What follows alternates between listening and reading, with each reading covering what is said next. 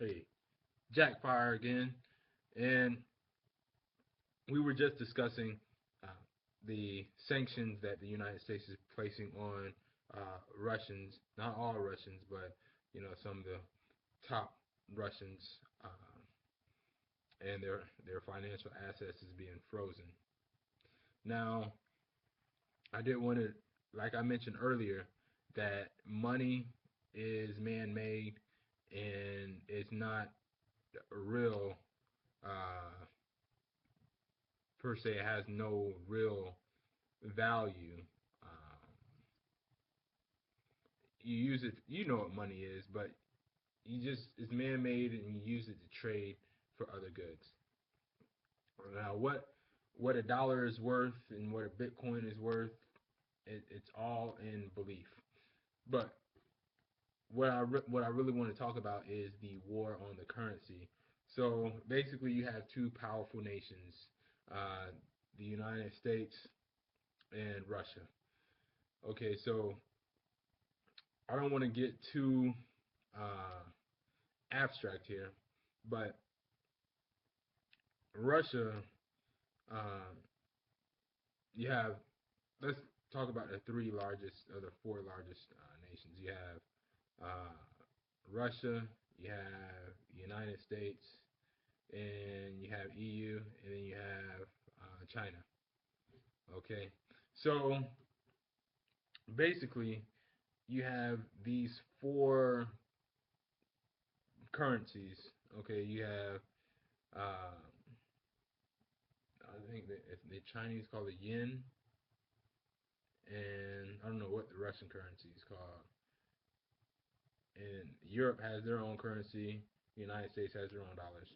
However, the United States gets their currency from China. We're in China's pockets.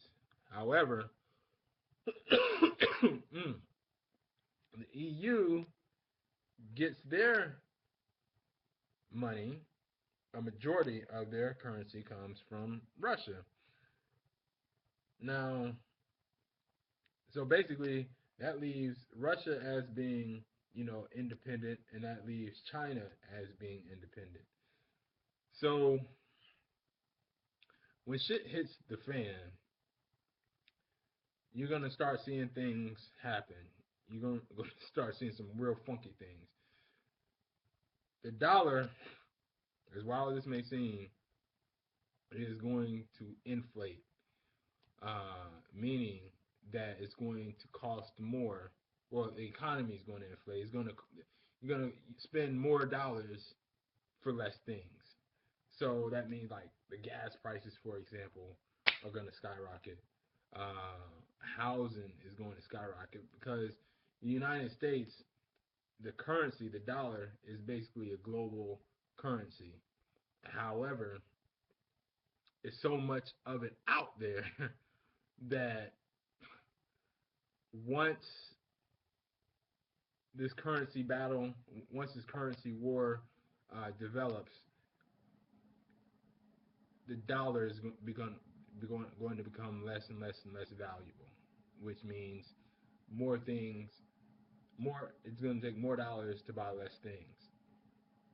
Okay, you're going to have the EU that is kind of because being they are on, um, they make a lot of their money from Russia, and the United States basically gets their money from China. The United States and the EU, they basically, even though on paper they might look powerful, however, when the numbers come down, when the numbers get crunched, when the truth is exposed, you're gonna find out that it's gonna be chaos here because China gives us the United States money. We owe China, okay? Russia gives the EU money. The EU owes Russia.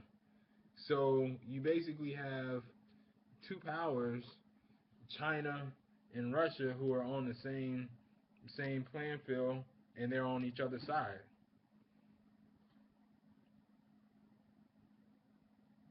Yeah, but the thing is, as much as Russia, as much as the EU depends on Russia, Russia also depends on the EU. And as much as the United States depends on China, China also depends on um, the United States.